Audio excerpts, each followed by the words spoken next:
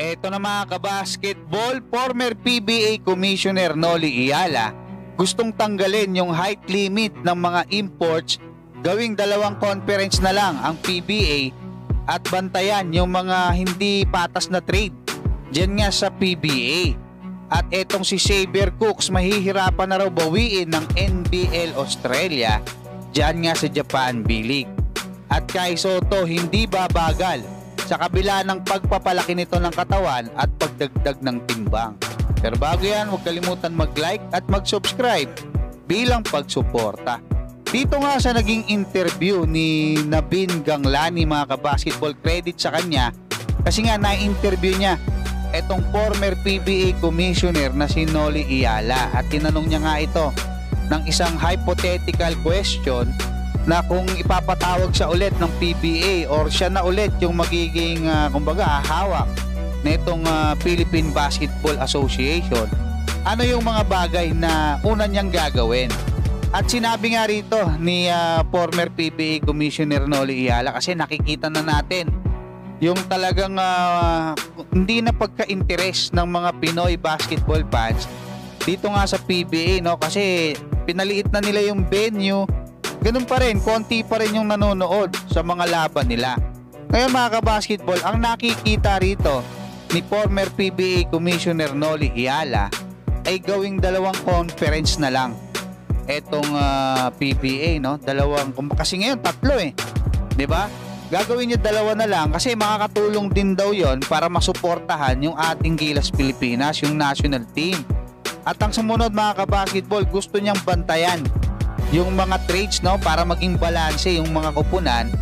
At isa pa yung nakita ko mga kabasketball na napakaganda, yung tanggalin yung height restrictions ng mga imports. So nakaka-excite na makita, may mga 7-footer na, di ba? Merong mga 6'11 na athletic, magiging kumbaga competitive. Ngayon mga kabasketball, puntahan natin kasi nga ilang kumbaga pangalawang beses na yata, no, simula nung nagsimula itong East Asia Super League, hindi nakakapasok sa Final Four itong PBA. At nakita na natin ang nag-MVP Japanese, ang nag-champion Japan B-League team, itong Chiba Jets, 'di ba? Bakit ba nangyayari yan mga kabasketball? Kasi nga nag-i-improve sila, nag-i-invest talaga sila. Actually nag-post nga itong si Matt Logue, no, ng NBL Australia. Sinasabi niya na kumbaga dito sa free agency, target daw netong Sydney Kings, yung isang kupunan dyan sa NBL, na bawiin etong former MVP ng NBL Australia na si Xavier Cooks. Ngayon mga kabasketball, tinawanan lang siya nung nag-comment. Sabi niya looking forward na raw siya na sabihin ng Sydney Kings na hindi namin kinaya yung presyo ng Japan eh. Totoo yan mga kabasketball, kasi nakita na natin yan eh. Pagkagaling ng NBA sa Wizards netong si Xavier Cooks, ang diretso niya sa Japan B-League. Sila John Mooney, nandyan na sila Nick Kay. Talagang national player pa ng Australia to mga kabasketball. Bakit doon naglalaro sa Japan? Actually pumunta itong si Brian Gordian sa Pilipinas, doon sa Cebu, para manood ng EASL, para kausapin din si Xavier Cooks dahil sa Japan nga naglalaro, hindi sa NBL Australia.